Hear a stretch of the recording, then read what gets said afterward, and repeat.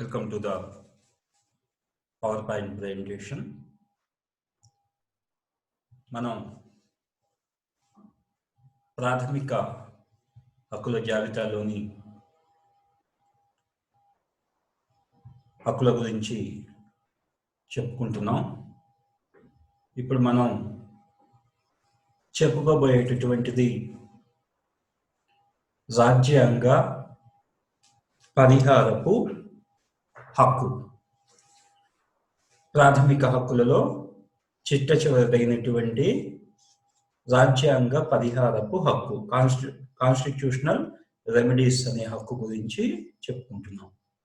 ఇది రాజ్యాంగంలోని ఆర్టికల్ 32 నుంచి ఆర్టికల్ 35 వరకు మనకు వివరించబడింది.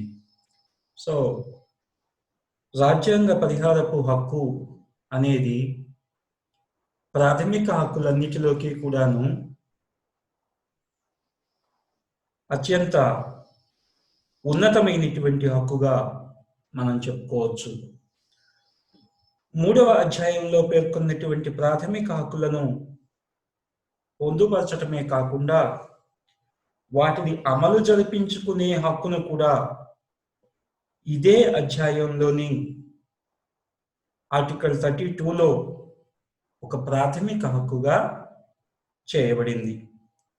ఇది ప్రాథమిక హక్కులన్నిటిలోకి కూడాను చాలా ఉన్నతమైనటువంటిది. రాజ్యాంగంలోని ఆర్టికల్ 12, 32, 226 ఈ హక్కుకు పూరకాలుగా మనం చెప్పుకోవచ్చు. 3వ అధ్యాయంలో పేర్కొన్నటువంటి హక్కులకు భంగం కలిగించే రీతిలో కేంద్ర, రాష్ట్ర, స్థానిక ప్రభుత్వాలు ఎటువంటి ఉత్తర్వులు జారీ చేసినా 13వ అధికరణం వాటిని తొలగిస్తుంది. ఇట్లాంటి ఉత్తర్వులను ఆర్టికల్ 32 ద్వారా, సుప్రీంకోర్టు ద్వారాను, ఆర్టికల్ 226 ద్వారా మనం రాష్ట్ర హైకోర్టుల ద్వారాను పొందటానికి అవకాశం ఉంది. అట్లా సవాలు చేయబడినప్పుడు న్యాయస్థానాలు అవి రాజ్యాంగబద్ధమా కాదా అనేవి నిర్ణయిస్తాయి. 1976లో 42వ రాజ్యాంగ సవరణ ద్వారా 32,226 అధికరణాలను చాలా వరకు మార్చడం జరిగింది. ఇప్పుడు మనం ఆర్టికల్ 32లో ఉన్నటువంటి ప్రాథమిక హక్కు ఏంటో చూద్దాం. ఆర్టికల్ 32లో మొత్తం 4 క్లాజులు మనకు కనిపిస్తాయి. Remedies for enforcement of right conferred by this part. ఈ అధ్యాయంలో ఉన్నటువంటి హక్కులకు మనం పొందటానికి అవకాశం కల్పించేటటువంటి అధికరణం. ఆర్టికల్ 32(1) ఏం చెప్తోంది అంటే, ఈ అధ్యాయంలో పేర్కొన్న హక్కులు అమలు జరిపించుకోవడానికి తగిన రీతిగా సుప్రీంకోర్టును కోరడానికి పూచి ఇవ్వడమైనది అంటుంది ఆర్టికల్ 1.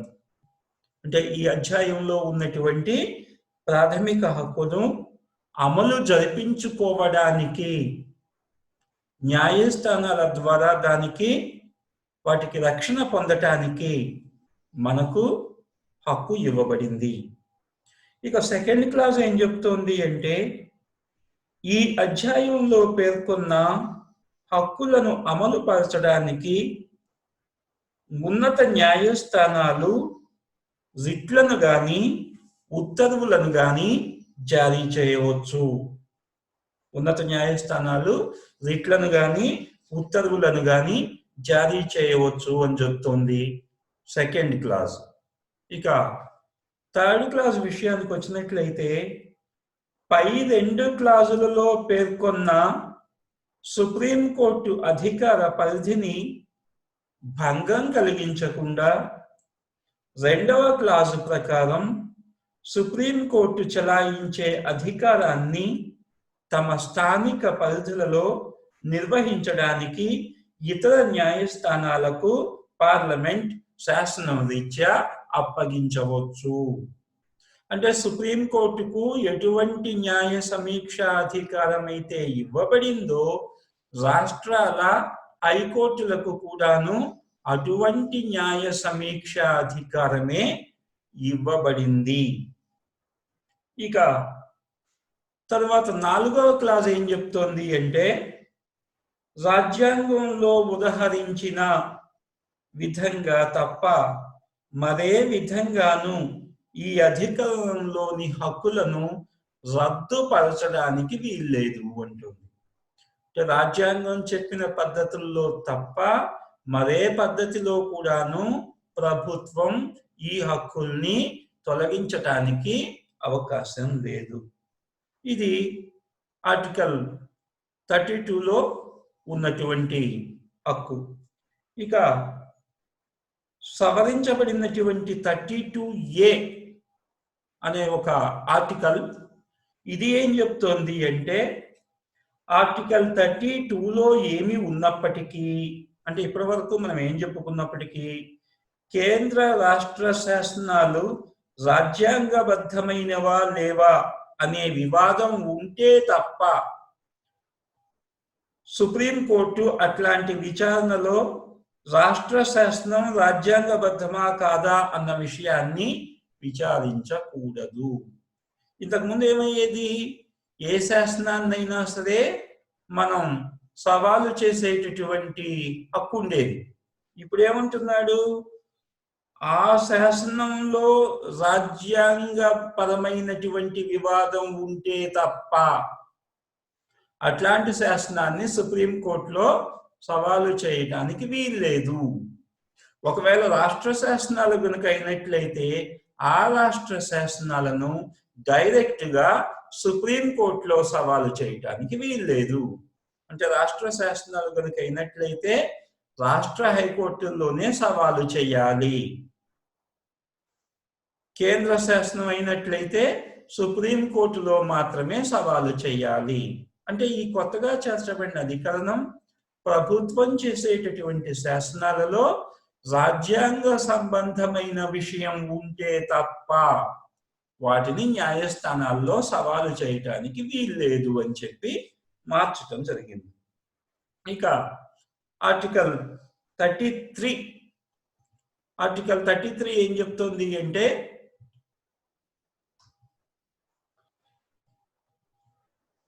హక్కులను రక్షణ సిబ్బందికి వర్తింపచేసే విషయానికి సంబంధించినటువంటి పార్లమెంటుకున్న అధికారాన్ని గురించి చెప్తోంది. రక్షణ సిబ్బందికి శాంతి భద్రతల రక్షణ నిర్వహణ అప్పగించబడిన సిబ్బందికి వారు తమ విద్యుక్త ధర్మాన్ని సక్రమంగా నిర్వర్తించడానికి వారిలో క్రమశిక్షణను పెంపొందించడానికి పార్లమెంట్ ఈ హక్కులను వారికి వర్తింపచేయటానికి శాసనరీత్యా నిరాకరించవచ్చు. అంటే రక్షణ సిబ్బందికి కానీ రక్షణ బాధ్యతలు నిర్వహిస్తున్నటువంటి సిబ్బందికి కానీ ఈ హక్కులను ప్రభుత్వం నిరాకరించడానికి అవకాశం ఉంది. లేదా వారికి ఎటువంటి హక్కులు ఉండాలి అనేది ప్రభుత్వం నిర్ధారించవచ్చు. అంతకు మించినటువంటి హక్కులు మాత్రం వాళ్లకు ఉండవు. ఇక ఆర్టికల్ 34లో ఏం చెప్తోంది అంటే మార్షల్ న్యాయం అమలులో ఉన్నటువంటి ప్రదేశాలలో హక్కులపై పరిమితి. ఈ విషయాన్ని గురించి ఆర్టికల్ 34 వివరిస్తోంది. కేంద్ర రాష్ట్ర ప్రభుత్వోద్యోగులు శాంతి భద్రతలు పునరుద్ధరించడానికి జారీ చేసిన ఉత్తర్వులు గాని విధించినటువంటి శిక్షలు జరిమానాలు గాని తదితర చర్యల గురించి కానీ ప్రశ్నింపబడకుండా పరిరక్షిస్తూ పార్లమెంట్ శాసనం జారీ చేయవచ్చు. ఇట్లాంటి వారికి సంబంధించినటువంటి విషయంలో ప్రభుత్వం ప్రత్యేకంగా శాసనాలు జారీ చేయవచ్చు. అట్లాంటి శాసనాలు ప్రాథమిక హక్కులకు విరుద్ధంగా ఉన్నాయని చెప్పి వాదించటానికి వీల్లేదు అంటోంది ఆర్టికల్ 34. సో ఇంకా ఆర్టికల్ 35. ఆర్టికల్ 35లో 2 క్లాజులు ఉన్నాయి.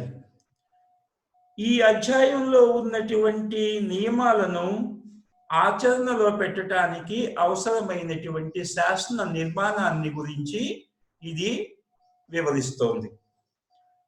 ఒకటి, క్రింది విషయాలలో శాసనాలు చేయడానికి పార్లమెంటుకు మాత్రమే అధికారం ఉంది. ఆర్టికల్ 35 క్లాజ్ 1 ప్రకారం ఈ క్రింది విషయాలలో శాసనాలు చేయడానికి పార్లమెంటుకు మాత్రమే అధికారం ఉంది.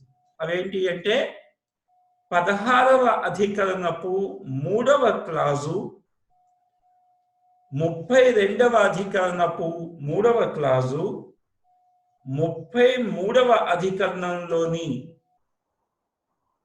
మరియు 34 అధికరణాల కింద పార్లమెంటు జారీ చేసేటటువంటి శాసనాలు. ఇవన్నీ కూడాను ఈ ఆర్టికల్స్ సంబంధించినటువంటి విషయంలో పార్లమెంటు జారీ చేసేటటువంటి శాసనాలు. 2, ఈ అధ్యాయంలో నేరాలుగా పరిగణింపబడిన చర్యలపై శిక్షలు విధించటం. ఈ 2 విషయాలలో శాసనాలు చేసేటటువంటి అధికారం పార్లమెంటుకు మాత్రమే ఇవ్వబడింది.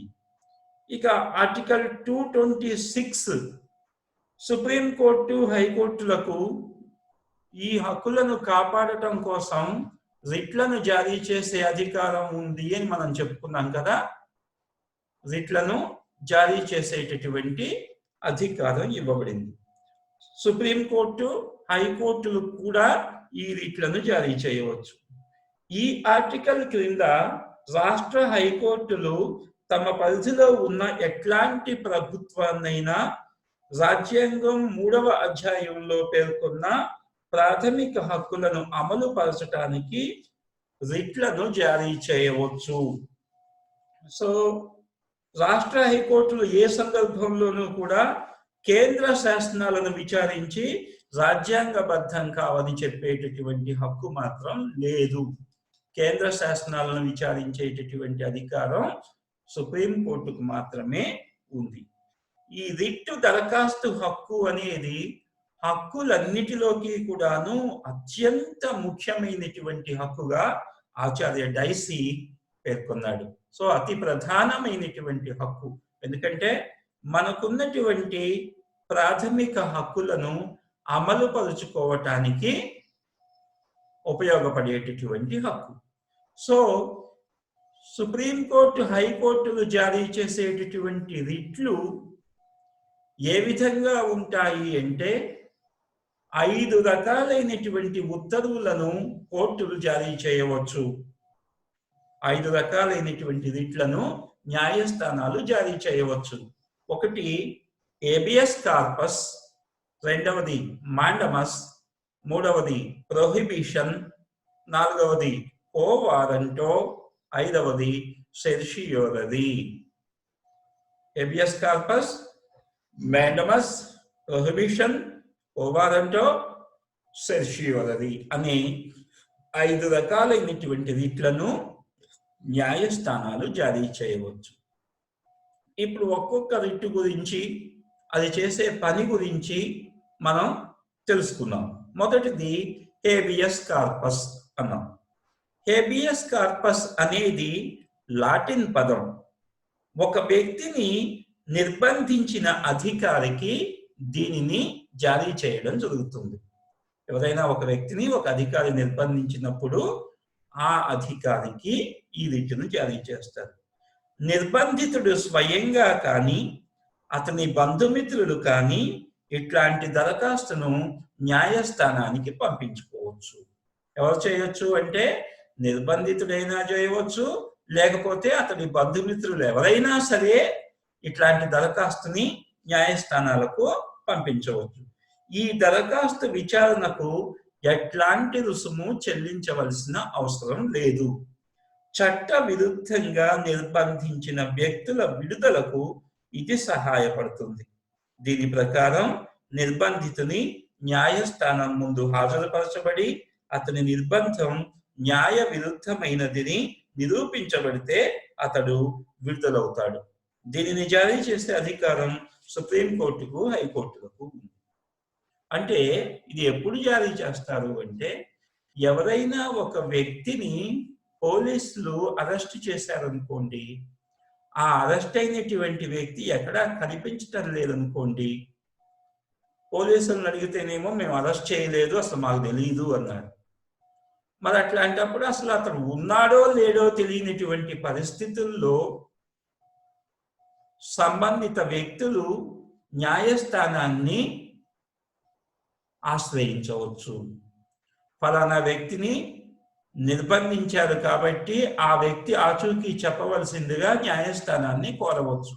అప్పుడు న్యాయస్థానం ఏం చేస్తుంది అంటే, ఆ వ్యక్తిని డెడ్ ఆర్ అలైవ్ ఏ రూపంలోనైనా సరే న్యాయస్థానం ముందు నిలబెట్టమని పోలీసు అధికారులకు ఇచ్చేటటువంటి ఆదేశమే హేబియస్ కార్పస్. హేబియస్ కార్పస్ అంటాం. సో ఆ వ్యక్తిని న్యాయస్థానం ముందు హాజరుపరచమని అధికారులకు న్యాయస్థానం ఇచ్చేటటువంటి ఆదేశమే హేబియస్ కార్పస్. తద్వారా ఆ వ్యక్తి ఆచూకీని తెలుసుకోవడానికి మనకు అవకాశం ఉంటుంది. ఇది వ్యక్తుల విషయంలో వర్తించేటటువంటి ఉత్తర్వు. ఇక రెండవది మ్యాండమస్. ఒక ఉన్నత న్యాయస్థానం ఒక వ్యక్తికి గాని, కార్పొరేషన్కు గాని, దిగువ న్యాయస్థానానికి గాని దీన్ని జారీ చేయవచ్చు. ఎవరికి జారీ చేస్తుంది అంటే, ఒక వ్యక్తికైనా జారీ చేయవచ్చు, ఒక కార్పొరేషన్కి జారీ చేయవచ్చు, క్రింది న్యాయస్థానానికైనా జారీ చేయవచ్చు. సామాన్యంగా ప్రైవేటు వ్యక్తులకు మాత్రం ఈ ఉత్తర్వు జారీ చేయబడదు. అంటే ప్రైవేటు వ్యక్తులకు దీన్ని జారీ చేయరు. ఎందుకోసం జారీ చేయబడుతుంది అంటే, ఒక పనిని చేయవలసిందిగా క్రింది అధికారిని గాని, కార్పొరేషన్ను గాని, దిగువ న్యాయస్థానాన్ని గాని ఆదేశిస్తూ జారీ చేసేటటువంటి ఉత్తర్వే మ్యాండమస్. ఒక పనిని చేయటానికి నిరాకరించినప్పుడు అట్లాంటి పని చేయవలసిందిగా ఉన్నత న్యాయస్థానం జారీ చేసేటటువంటి ఉత్తర్వునే మనం మ్యాండమస్ అని చెప్పి పిలుస్తాం. ఇంకా మూడవది ప్రొహిబిషన్. రిట్ ఆఫ్ ప్రొహిబిషన్ అంటాం. విచారణాధికార పరిధి లేదా సహజ న్యాయ నిబంధనల ఉల్లంఘన ప్రాతిపదికలపై ఒక ఉన్నత న్యాయస్థానం దిగువ కోర్టును విచారణ నిలుపుదల చేయమని ఇచ్చేటటువంటి ఆదేశమే ప్రొహిబిషన్. సామాన్యంగా దిగువ న్యాయస్థానాలు కానీ, ప్రత్యేక ట్రిబ్యునల్స్ కానీ, కమిషన్లు కానీ, మెజిస్ట్రేట్ కానీ, ప్రభుత్వ అధికారులు కానీ తమ విచారణాధికార పరిధిని లేదా సహజ న్యాయ నిబంధనలను ఉల్లంఘించినప్పుడు ఉన్నత న్యాయస్థానం ఈ ఉత్తర్వును జారీ చేస్తుంది. ఈ ఉత్తర్వు వల్ల విచారణ నిలుపుదల చేయడం జరుగుతుంది.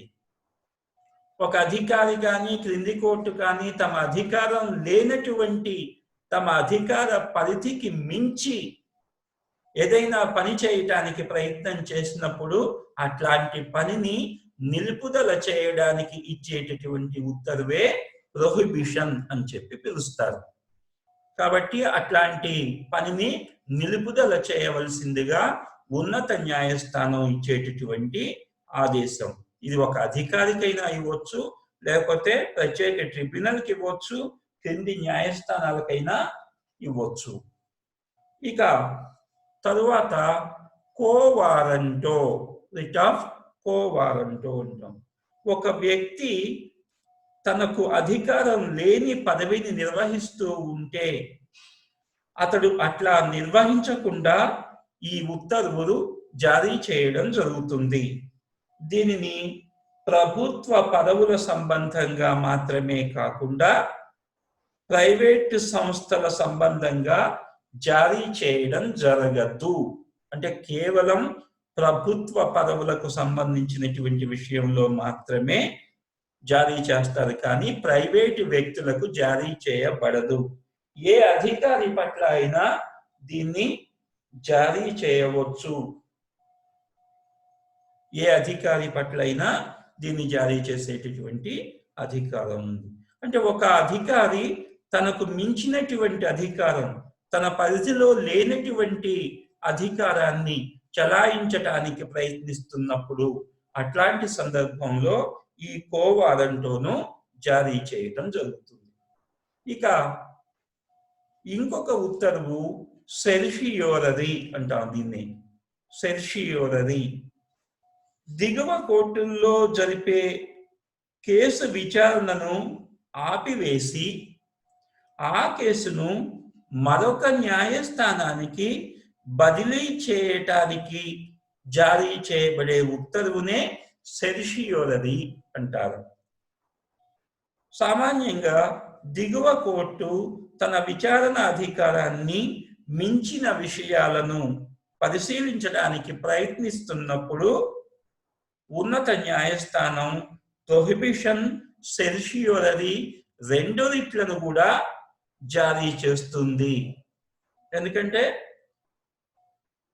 అది కూడాను, ప్రొహిబిషన్ కూడాను తమ అధికార పరిధికి మించి విచారణ జరుపుతున్నప్పుడు జారీ చేసేటటువంటి ఉత్తర్వు. సెర్షియోరరీ ఏం చేస్తుందంటే, ప్రొహిబిషన్ ఏమో అట్లాంటి పనిని ఆపమని చేసేటటువంటి ఉత్తర్వు, సెర్షియోరరీ ఏమో ఆ పనిని ఆ న్యాయస్థానం నుంచి తప్పించి ఇంకొక న్యాయస్థానానికి బదిలీ చేయటం జరుగుతుంది. సో ప్రొహిబిషన్, సెర్షియోరరీ ఈ రెండు కూడాను ఒకేసారి జారీ చేయడం జరుగుతుంది. అప్పుడు ఆ న్యాయస్థాన పరిధి నుంచి ఆ విషయాన్ని తప్పించి దాన్ని ఇంకొక న్యాయస్థానానికి బదిలీ చేయడం జరుగుతుంది. ఇక అత్యవసర పరిస్థితి సమయంలో ఈ రిట్లను జారీ చేసే అధికారం మాత్రం న్యాయస్థానాలకు లేదు. ఎందుకంటే అత్యవసర పరిస్థితి సమయంలో రాజ్యాంగం ప్రసాదించినటువంటి ప్రాథమిక హక్కులను వ్యక్తులు అనుభవించలేరు.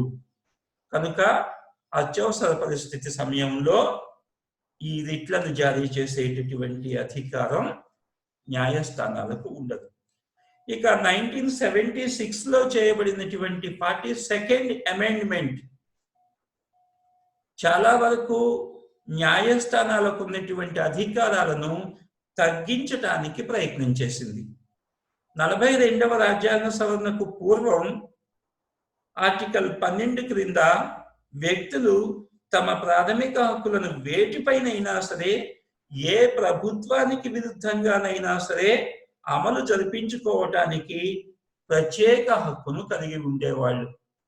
అంటే కేంద్ర శాసనం వ్యతిరేకంగా ఉన్నా, రాష్ట్ర శాసనం వ్యతిరేకంగా ఉన్నా వాళ్ళు ఎక్కడైనా సరే న్యాయస్థానానికి వెళ్ళి వాటిని కాపాడుకోగలిగేవాళ్ళు. కానీ 42వ రాజ్యాంగ సవరణ ద్వారా చేసిన ఆర్టికల్ 32A అధికరణం కేంద్ర రాష్ట్ర శాసనాలు రాజ్యాంగబద్ధమైన వివాదాలు ఉంటే తప్ప సుప్రీంకోర్టు అట్లాంటి విచారణలో రాష్ట్ర శాసనం రాజ్యాంగబద్ధమైందా కాదా అనే విషయాన్ని విచారించడానికి వీల్లేదని పేర్కొంది.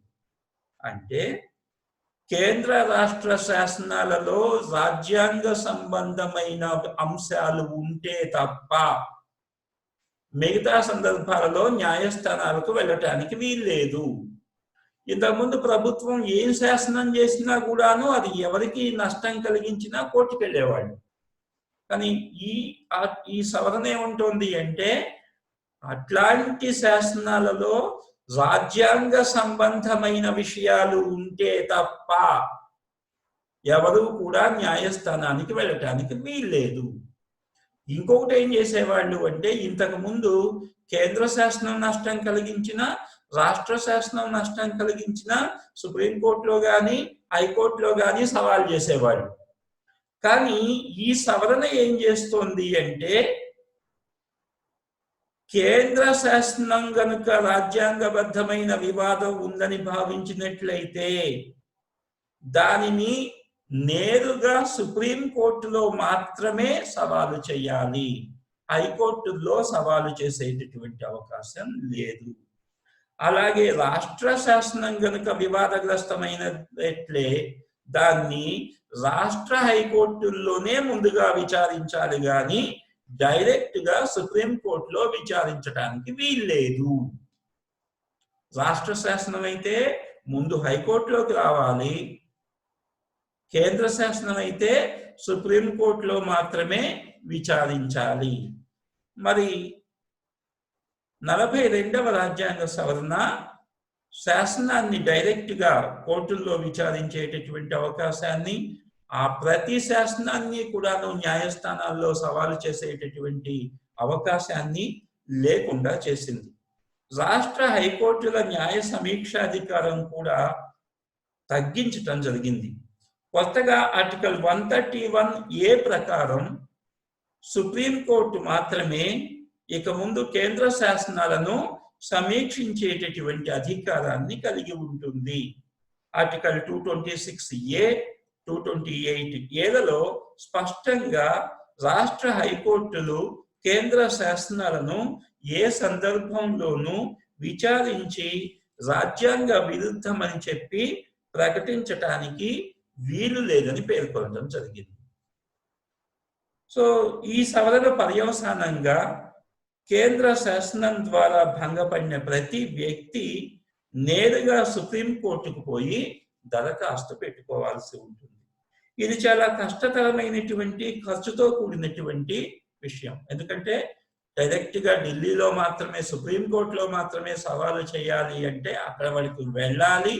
సో చాలా మంది ఏంటంటే మనకి ఎందుకు లే అని చెప్పి మానుకునేటటువంటి అవకాశం ఉంది. అంటే దాన్ని నిరుత్సాహపరచడానికి ప్రభుత్వం ప్రయత్నం చేసిందని చెప్పుకోవచ్చు. అయితే దీని మీద విరుద్ధమైనటువంటి అభిప్రాయాలు కూడా ఉన్నాయి. రాష్ట్ర హైకోర్టులు విచారించిన తర్వాత కూడా తగాదాలు సాధారణంగా సుప్రీంకోర్టుకు అప్పీల రూపంలో పెడతాయి కాబట్టి సుప్రీంకోర్టు విచారణ చేయకూడదన్న అవకాశం ఏం లేదు.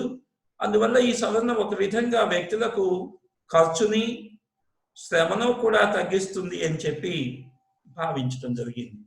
అయితే అట్లాంటి నష్టం జరిగినప్పుడు ఆ వ్యక్తి ఎక్కడైనా సరే సవాలు చేసే అవకాశం ఉండాలి. కానీ కేవలం సుప్రీంకోర్టులో మాత్రమే సవాలు చేయాలి, హైకోర్టుల్లో మాత్రమే సవాలు చేయాలి అనేది మనకున్నటువంటి హక్కును తగ్గించటానికి చేసే ప్రయత్నమే అనేది మాత్రం వాస్తవం. రాష్ట్ర హైకోర్టులు లోగడ ప్రాథమిక హక్కుల అమలుకే కాకుండా ఇతర విషయాలలో కూడా అట్టి ఉత్తర్వులు జారీ చేసే అధికారాన్ని కలిగి ఉండేవి. కానీ ఈ రాజ్యాంగ సవరణ ఇక ముందు ఇట్లాంటి ఉత్తర్వులను ప్రాథమిక హక్కులు అమలుపరచడానికి గాక రాజ్యాంగాన్ని ఉల్లంఘిస్తూ జారీ చేసిన ఉత్తర్వుల వల్ల కలిగిన హానిని తొలగించడానికి గాని జారీ చేయడానికి మాత్రమే అనుమతిస్తుంది. అంటే ప్రాథమిక హక్కులు, రాజ్యాంగ విరుద్ధమైనటువంటి శాసనాలను విచారించడానికి మాత్రమే హైకోర్టులకు అనుమతి లభిస్తుంది. సో న్యాయ సమీక్ష నుంచి కొన్ని వివాదాలను తొలగించటం కూడా జరిగింది. ఇంతకుముందు అవి న్యాయస్థానాల అధికారం కలిగి ఉండేవి. ఇప్పుడు అట్లాంటి విషయాలు కొన్నింటిని తొలగించారు. 42వ రాజ్యాంగ సవరణ సుప్రీంకోర్టు, హైకోర్టుల న్యాయ సమీక్ష పరిధిని వేరు చేయడమే కాకుండా కొన్ని ముఖ్య విషయాలకు సంబంధించిన వివాదాలను ఈ ఉన్నత న్యాయస్థానాల పరిధి నుంచి తొలగించింది. రాజ్యాంగంలో చేర్చిన 14వ భాగం ఏ అధ్యాయంలోని ఆర్టికల్ 323A పార్లమెంటుకు, కేంద్ర రాష్ట్ర ప్రభుత్వోద్యోగుల విషయంలోని తగాదాలు విచారించడానికి గాను ప్రత్యేక న్యాయస్థానాలను, ట్రిబ్యునల్స్ అంటాం, నెలకొల్పడానికి అధికారం ఇచ్చింది.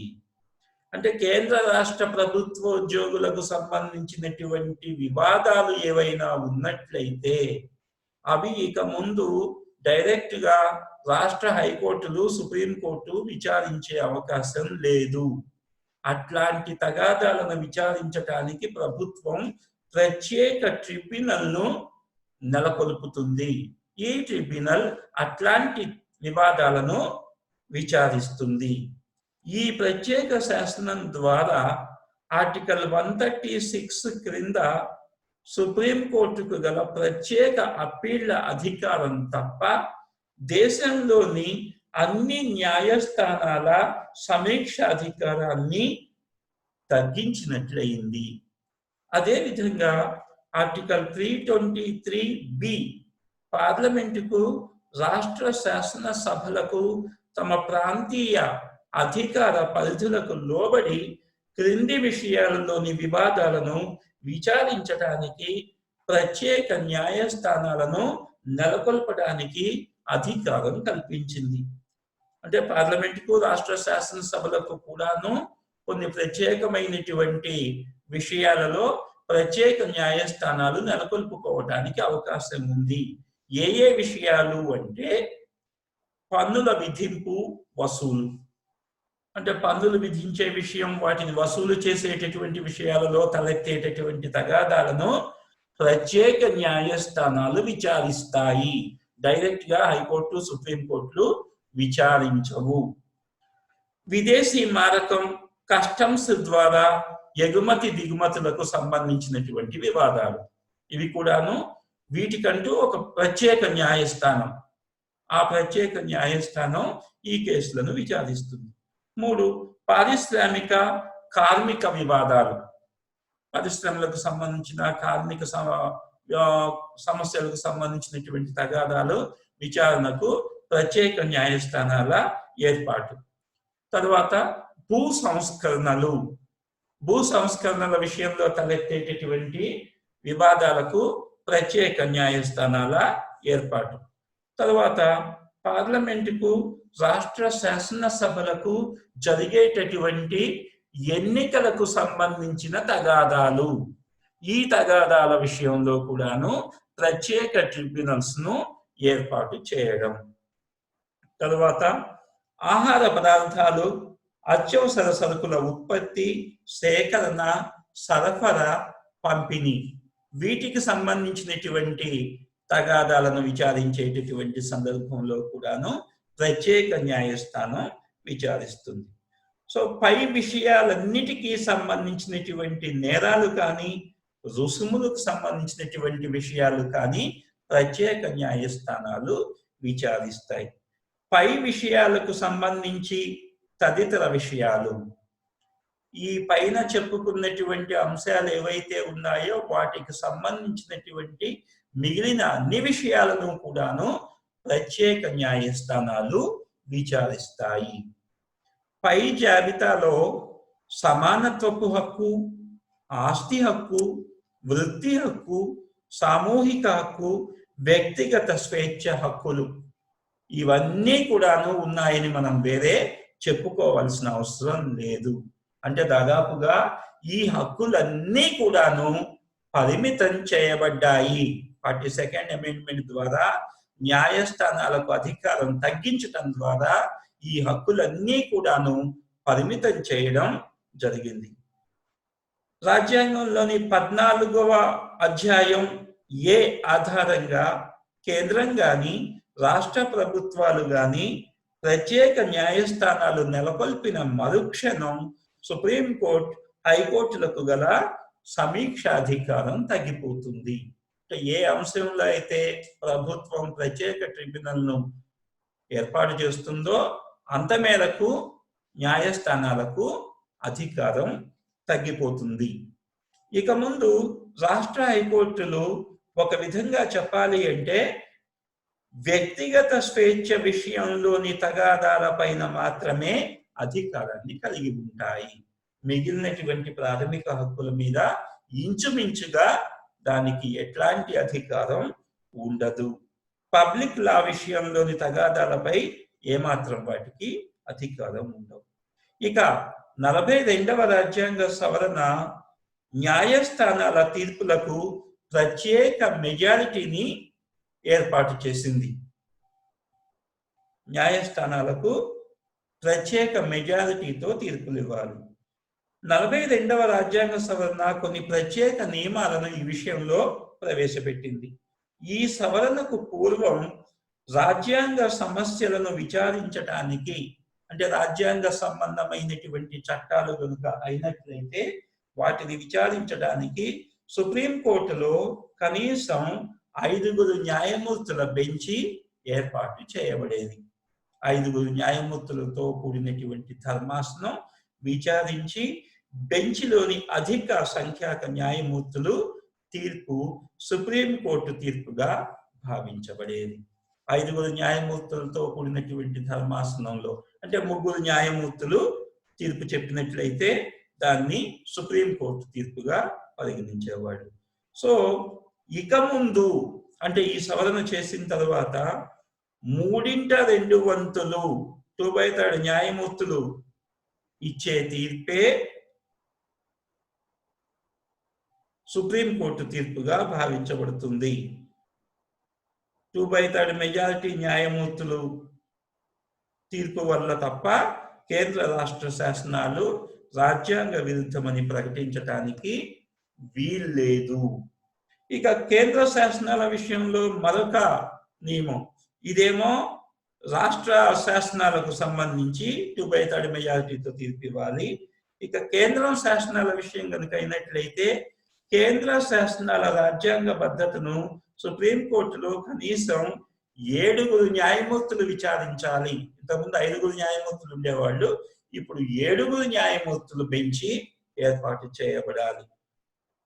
సో ఈ 7 న్యాయమూర్తుల్లో కనీసం 5 న్యాయమూర్తులు ఇచ్చినటువంటి తీర్పు సుప్రీంకోర్టు తీర్పుగా లేదా మెజారిటీ తీర్పుగా భావించబడుతుంది. ఇక ముందు రాష్ట్ర శాసనాలు రాజ్యాంగ విరుద్ధమని ప్రకటించాలి అంటే కనీసం 4 న్యాయమూర్తుల అంగీకారం కావాలి. కేంద్ర శాసనాల విషయంలో అయితే కనీసం 5 న్యాయమూర్తుల అంగీకారం రావాల్సి ఉంటుంది. సో దీని ద్వారా చాలా వరకు ప్రాథమిక హక్కులను తగ్గించటానికి, ప్రాథమిక హక్కులను న్యాయస్థానాల ద్వారా పూర్తి రక్షణను పొందటానికి 42వ రాజ్యాంగ సవరణ అడ్డంకిగా నిలిచింది. దీని ద్వారా మనకున్నటువంటి ప్రాథమిక హక్కులు చాలా వరకు కుచించుకుపోయే అవకాశం ఉంది. ముందు పార్లమెంటు శాసనం చేసినట్లయితే న్యాయస్థానాలకు ఉన్నటువంటి న్యాయ సమీక్ష అధికారం పూర్తిగా తొలగించబడుతుంది. సో 44వ రాజ్యాంగ సవరణ అట్లాంటి అధికారాన్ని పార్లమెంటుకు అప్పగించింది. సో పార్లమెంట్ అంగీకారం ఉన్నంత వరకు ఈ న్యాయ సమీక్ష అధికారం న్యాయస్థానాలకు ఉంటుంది. పార్లమెంట్ కనుక శాసనం చేసినట్లయితే అట్లాంటి న్యాయ సమీక్ష అధికారం న్యాయస్థానాల పరిధి నుంచి తప్పించబడుతుంది. సో పార్లమెంట్ అంగీకారం ఉన్నంత వరకు కూడాను అట్లాంటి అధికారాన్ని ప్రస్తుతానికి న్యాయస్థానాలు పొందగలుగుతాయి. సో హక్కులన్నింటికీ అత్యంత ప్రధానమైనటువంటి హక్కు. ఎందుకంటే ఈ హక్కు లేకపోతే మనం మిగిలినటువంటి హక్కులు వేటిని కూడాను న్యాయస్థానాల ద్వారా పొందలేము. అందుకే దీన్ని హక్కుల అమలుకు హక్కు అన్నాం. హక్కుల అమలుకు హక్కు అని రాజ్యాంగ పరిహారపు హక్కుకి ఇంకొక పేరు. కాబట్టి ఆ హక్కులన్నీ అమలు జరిపించుకునేటటువంటి అధికారాన్ని మనకు ఈ ప్రాథమిక హక్కు మాత్రమే ఇస్తోంది. రాజ్యాంగంలో ఉన్నటువంటి సమానత్వపు హక్కు, స్వేచ్ఛ హక్కు, పీడన నిరోధక హక్కు, మత స్వాతంత్రపు హక్కు, విద్యా సాంస్కృతిక హక్కు, ఆస్తి హక్కు, వీటన్నింటినీ కూడాను మనం ప్రొటెక్ట్ చేసుకోవటానికి, మనం రక్షించుకోవడానికి, న్యాయస్థానాల ద్వారా పొందటానికి మనకు అవకాశం కల్పించేటటువంటి హక్కే ఈ రాజ్యాంగ పరిహారపు హక్కు. న్యాయస్థానాలు ఈ హక్కులను కాపాడటానికి రిట్ల ద్వారా ప్రయత్నిస్తాయి. అందుకే ఈ హక్కు ప్రాథమిక హక్కులన్నిటిలోకి కూడాను అత్యంత ఉన్నతమైనటువంటి హక్కుగా మనం చెప్పుకోవచ్చు. ఇవి భారత రాజ్యాంగంలో రాజ్యాంగ నిర్మాతలు మనకు ప్రసాదించినటువంటి ప్రాథమిక హక్కులు. మొత్తం 7 హక్కుల్ని భారత రాజ్యాంగం మనకు ప్రసాదించింది. దానిలో ఆస్తి హక్కు ప్రస్తుతం ప్రాథమిక హక్కుల జాబితా నుంచి తొలగించబడి ఆదేశిక సూత్రాలలోకి వెళ్ళిపోయింది. సో మన భారత రాజ్యాంగంలో ఇప్పుడు మనకున్నటువంటి ప్రాథమిక హక్కులు ఏంటి అంటే right to equality, right to freedom, right against exploitation, right to freedom of religion, cultural and educational rights, తర్వాత constitutional remedies, right to constitutional remedies. ఈ ప్రాథమిక హక్కులు మన భారత రాజ్యాంగంలోని ప్రజలకు ప్రసాదించబడ్డాయి. సో ఇది రాజ్యాంగ పరిహారపు హక్కు గురించి. ఇంతసేపు ఓపికగా విన్నందుకు మీ అందరికీ కూడాను ధన్యవాదాలు. దీంతో మనకు ప్రాథమిక హక్కులు చాప్టర్ అయిపోయింది. Thank you very much.